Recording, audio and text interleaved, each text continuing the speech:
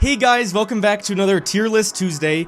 I am the Goldman, and today we're going to be doing the chapters of the Book of Boba Fett. As you see here, we got the 7 chapters at the bottom, and there are 6 tiers. Right off the bat, I'll say that none of them are going to be F tier. When I think of an F tier story, that's like really bad. Nothing that Star Wars has done live action besides the holiday special, I guess, is in my mind something that's worthy of F tier. So right off the bat, you don't have to worry, nothing's really gonna be an F tier. Now, also another thing I'm gonna do, and I think I'm gonna do this going forward. I think I'm gonna do this forward because I like the idea. When people do tier lists and 2 things or 2 elements are in the same spot, like say I put chapter 1 there or chapter 2 here, like usually it means they're equal, but for me, the way I'm going to do these tier lists going forward is that the element that's on the left is going to be of a higher rank than on the right, if that makes sense. Also on the right side of the screen, I'll have a display of the 7 chapters. Since there's not that many, I might as well rank them in which I think is best to worst. But yeah, let's reset and let's get started. So chapter 1. You know, of all the episodes of the Book of Boba Fett, I think Chapter 1 is the most forgettable. Of all the shows that Star Wars has done, they've all had fairly memorable pilots. I guess Clone Wars, I count the movie as the pilot, but Rebels had a good pilot, Mandalorian had a fantastic pilot, Bad Batch even had a pretty good pilot, and I'm not really a Bad Batch fan. And the Book of Boba Fett, I think, has the worst pilot of any of these Star Wars shows. It's very forgettable. So for me, I'm gonna put it in D tier. Again, like when I think about this episode, the most memorable thing about it is simply just Boba Fett crawling out of the Sarlacc pit. I know we get the introduction to his relationship with the Tusken Raiders and how he's kind of building his criminal empire. We get that one action scene with all those shields. But again, when I think of the most memorable pilots in Star Wars, they've all been fairly good, and this one is easily the worst. And I think it just didn't set the series off on a good tone. Up next, we got Chapter 2.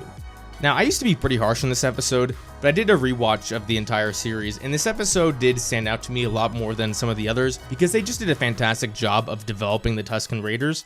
You guys know me, I love world building, and I think it's an essential part of any Star Wars story. And the world building they did with the Tusken Raiders was phenomenal. I think they could have done a better job of transitioning the Boba Fett we once knew into the Boba Fett we see in this series. So because of that, I'm only gonna put it in B tier. Again, it was very enjoyable. Did a good job with the world building, but I think they needed to do a little bit more with Boba Fett. And I didn't like how it was a flashback. I wish the series just began with the Tusken Raider storyline instead of as flashback. So because of that, I'm gonna put it in B. Up next, we got Chapter 3. Now, a lot of people think Chapter 3 is the worst chapter. I disagree because, again, I think the world building in this episode was fairly solid. As much as the mods, or the Mos Espa, Vespas, whatever people call them, they were an interesting concept, and I will always appreciate new ideas in Star Wars instead of recycling the same old things over and over again. So yeah, were they annoying? Sure. Was the chase scene pretty bad? Yes. In this episode, we also got a little bit of some hints as towards what kind of leader Boba Fett would be, but the action in this episode was pretty bad. I remember when Boba Fett was taken out of the Bactus tank and Chrysanthemum was fighting, and that was an awful fight scene. The chase scene was awful, but I do like it more than Chapter 1, so I'm gonna put it in C tier. Not a good episode, but it's by no means like devastatingly bad. Up next, we got Chapter 4. Yes, Chapter 4. Chapter 4, it's a little forgettable for me. It's kind of, we see it takes place after the Mandalorian Chapter 5, because that's when Boba meets Fennec again. There wasn't too much here, because the Tusken Raider stuff was over. Oh, by the way, that was another thing I loved about Chapter 3, was the death of all the Tuskens. I thought that was a very powerful scene. But Chapter 4, we get the introduction to Fennec in the flashbacks. And to me, her reasoning for joining Boba Fett isn't good enough. She's kind of just like, okay, fine, I get it. You don't like the Bounty Hunting Guild. I'll join you, whatever. To me, it wasn't very convincing. I wasn't a fan, but I don't think it was awful.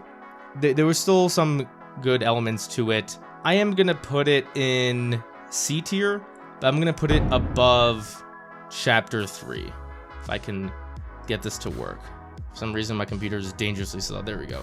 So yeah, I think it's better than Chapter 3 easily, but it wasn't a great episode, so I think C tier is where it belongs. Up next, we got Chapter 5, and as you guys know, this is where the series takes a huge a different turn. It goes in a drastically different turn. Chapter 5 did a fantastic job at building the character of the Mandalorian. We learned a lot more about him. We learned a lot more about the Mandalorian culture. There's the scene where he's on the transport, and for whatever reason, that scene really sticks out to me because it's silent storytelling. You can tell so much about what Mando's thinking without him having to say any words. And if you guys know me in this channel, you know I crave scenes like that. They did a great job with this episode. I have no negatives to say. The N1 Starfighter scene was awesome. I'm a little bit of a hypocrite because I didn't like the chapter 5 of The Mandalorian because it was all the flashbacks or all the callbacks to A New Hope. But here we got a lot of callbacks to The Phantom Menace. And even though The Phantom Menace is my least favorite Star Wars movie, I still kind of appreciated that. So for me, it's going to go in S tier. I think it was a borderline perfect episode. One of the best in the Mandoverse. And it is definitely says a lot. It's the only episode without Boba Fett. But anyway, up next, we got Chapter 6. Chapter 6, I think, is slightly overrated, just slightly. Was it awesome seeing Luke again? Yes. Was it cool seeing Grogu? Yeah.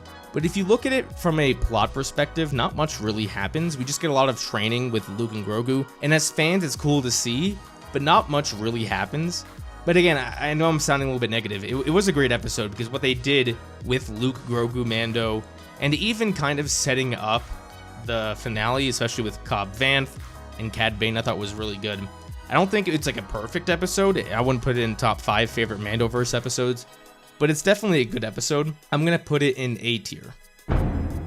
Way better than any of the Boba Fett focused episodes, but I think Chapter 5 was significantly better. And up next, we got the finale, and this might be a hot take. I might get a bunch of dislikes for this, but it was my least favorite episode. Was it the worst episode of the series? Probably not. The action was fun at times. If you just take certain scenes in isolation, they're pretty enjoyable. But for me, this episode did so much damage to the Mandoverse. I think it didn't do anything to progress Boba Fett's character. It kind of made me realize that this whole series was a bit of a waste. And the fact that they reunited Mando and Grogu in the Book of Boba Fett and not in The Mandalorian Season 3, I think derailed Season 2 to enormous proportions. I can't watch... I tried to actually watch the finale of Season 2 again. I just don't get the same feeling that I do anymore because I just know that a few weeks later in the timeline, they're going to be reunited. So it's like, oh, it's not that emotional of a goodbye. And to me, that was very disappointing. I didn't like that. So the final ranking of the chapters of the Book of Boba Fett. In 7th place, we got Chapter 7. In 6th place, we got Chapter 1. 5th place, we got Chapter 3. 4th place, Chapter 4. 3rd place, Chapter 2. 2nd place, Chapter 6. And 1st place, Chapter 5. Let me know what your ranking is down below because this is probably a very unique ranking. Thank you guys so much for watching another one of my videos. I got plenty of more great content for you guys. Probably not many more Boba Fett type videos. I'm going to do a rewrite of the series, by the way, so stay tuned for that. I'm really excited for that. Don't forget to join the Clod Squad, and I will see you guys next time.